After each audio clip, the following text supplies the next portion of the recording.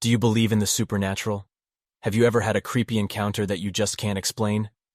Well, you're not alone. In this video, we'll be sharing some eerie stories of angry spirits, possible skinwalkers, and even a guardian angel. Are these simply overactive imaginations, or is there something more sinister at play? Only had one that was truly beyond for me. I was 19 at the time. Buddy of mine was on leave in the USMC visiting. Going to sleep, I let him sleep in my bed and I took the couch. The couch was one of those L-shaped sectionals. The short part of the L was at my feet, and there was an ottoman in front of the couch in that little area. Had one of those weird sleeps where I woke up before opening my eyes. When I opened them, I saw a creature standing right next to the ottoman, like within arm's length. There was a light on in the hallway, so it was like a silhouette from the light behind it. Not enough light from the street light to make it super clear from the window behind me. It was about 4 feet tall. All I can remember from its features is it had super greasy hair covering most of its face. I saw it as soon as I opened my eyes, and I just closed my eyes back shut and turned around to face the back of the couch window. I don't know how to describe it, but it was like the moment I saw it, my entire body was filled with terror, dread. As soon as I turned around, I heard like a loud whisper in my ear, thoughts. I saw you see me. Don't act like you didn't. Even more terrified. I just stayed silent, didn't move, and basically was praying until I eventually fell asleep. At some point, I heard my buddy wake up and use the bathroom and lay back down. I probably would have forgotten about it, except the next morning when eating breakfast, my friend mentioned how he woke up in the middle of the night to use the bathroom and felt like the house was haunted. Gave me the heebie-jeebies. A group of 5 girls, about 12 years old, staying at a friend's for a sleepover in 1995. Friend lives in a rural area. Closest neighbor is about a half-mile away. The dad built a fort out of an old ship that's in the backyard not far from the house. The cabin of the ship was not the original cabin, but was roughly a 10x10 basic wood shack, 206 planks of wood, with a tin roof, about 4 feet tall inside, could only sit. It was atop 4 8-inch pillars about 6 feet off the ground. 2 doors that swung freely sat opposite from each other, one attached to a plank from the rest of the ship, the other open to a pole that you could slide down to exit. Last, there was a 1-foot gap in the wood all around the perimeter between the walls and roof, serving as something of a window. We were in there maybe around 9 p.m. telling ghost stories.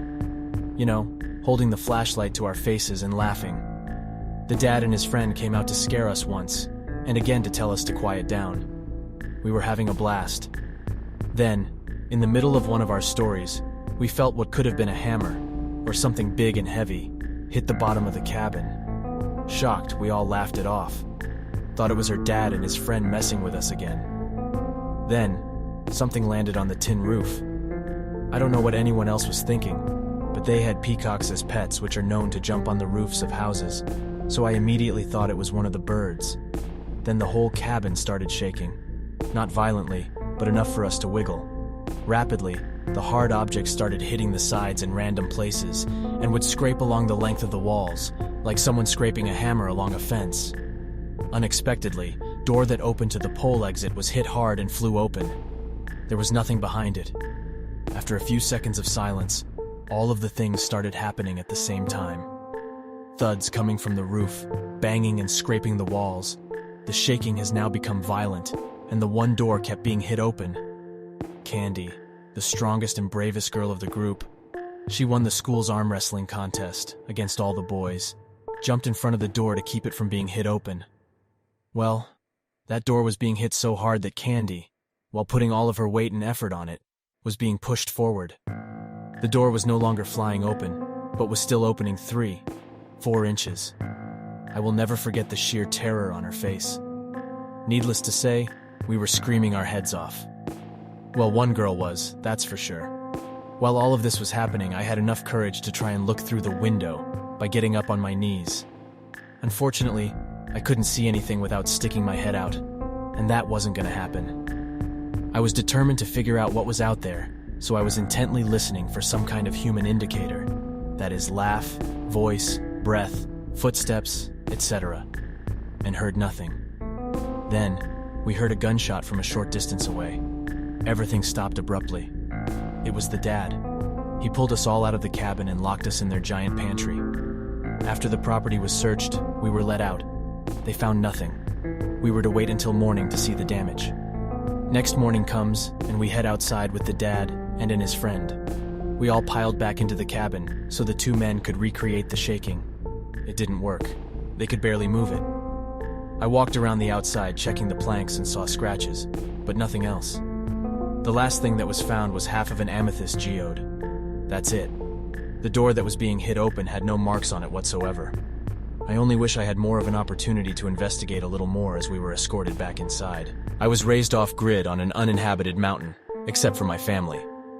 We were the first established homestead on that mountain ever, and first residents since the early 1900s miners left.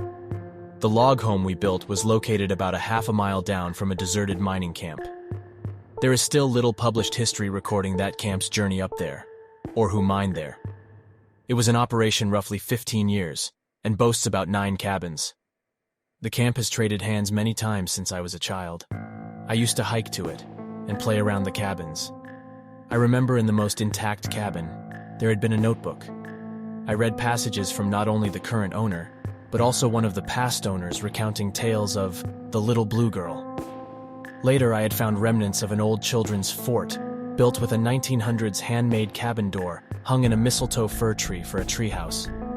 One night when we all came home, we cleared dirt and built a fresh home, no bones or artifacts. One fall evening, as we entered through the mudroom into the house, we all heard a strange noise. We looked at the front door going to the front porch, and the deadbolt was locking and unlocking very fast. It takes some muscle to lock and unlock a deadbolt. "It quit," I said. "Mom!" She walked up to the front door, opened it, and there was nothing there. She shut the door, the deadbolt locked and unlocked, and remained still. "It was just the wind," she said, and it never happened again. Years later, in my mid-20s, I was taking a family friend for a horseback ride. We walked along, enjoying the early spring day and the horses, chatting about whatever came to mind. Suddenly, about 40 yards off, we heard a little girl laugh loudly.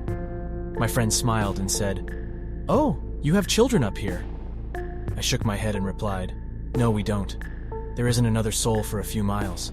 No children until well after that." She seemed to turn a bit pale, then asked, "Well, what was that?"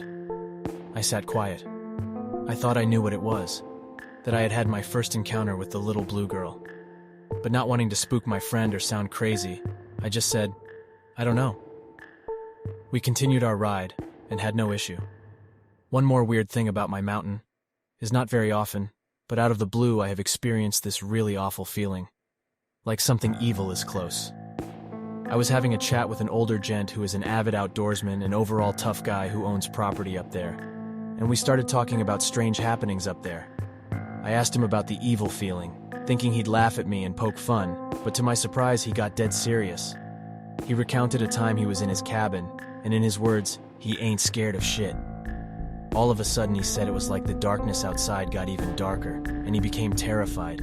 He said the hairs on his arms stood up, and he had half a mind to get in his truck and leave. He admitted he had never felt like that before, and was glad I'd said something because he thought maybe something was wrong with him. He mentioned it had lasted about 10-15 minutes, but felt like an eternity. We have no clue what that is. When I was in 5th grade, I went to science camp on a mountain in California. We had a night hike that was supposed to teach us about the different cells in our eyes, so we did it without any flashlights at all. Our eyes adjusted to just starlight, and it was actually pretty cool, until the counselors made us walk a stretch of the path alone, one by one. We were 10, and at least some of us were still afraid of the dark, me. So I was far too anxious to listen properly to the instructions. One counselor went ahead through the bushes and radioed for the other to start sending kids. My turn comes up, and I drag my feet down the path, until I hit a fork. I vaguely remember the counselor saying something about it. Or was I remembering wrong? Which way was I supposed to go? Was it even a fork, or was I just not able to see properly in the dark?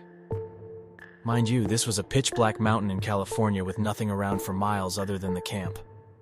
I didn't want to get lost.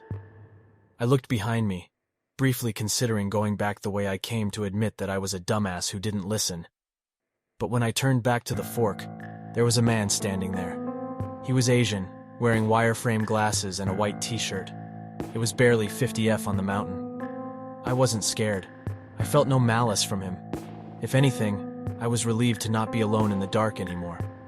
He gestured for me to go one way, so I did. Rejoined the rest of my class, and the counselor radioed to send the next kid. I didn't think anything of it for the rest of the trip. It took me until I was on the bus ride home, reflecting on the hike, to realize that I'd never seen him before. He wasn't one of the counselors leading the hike. He never came out with us, and he never emerged from the bushes after all the kids had done their solo walk. I have no idea who or what he was.